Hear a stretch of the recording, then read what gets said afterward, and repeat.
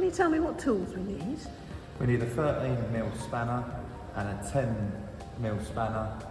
We also need a flathead screwdriver. What are these? These are the jacks to set the height of the machine from the base to the pan. Shall we get started? Yep.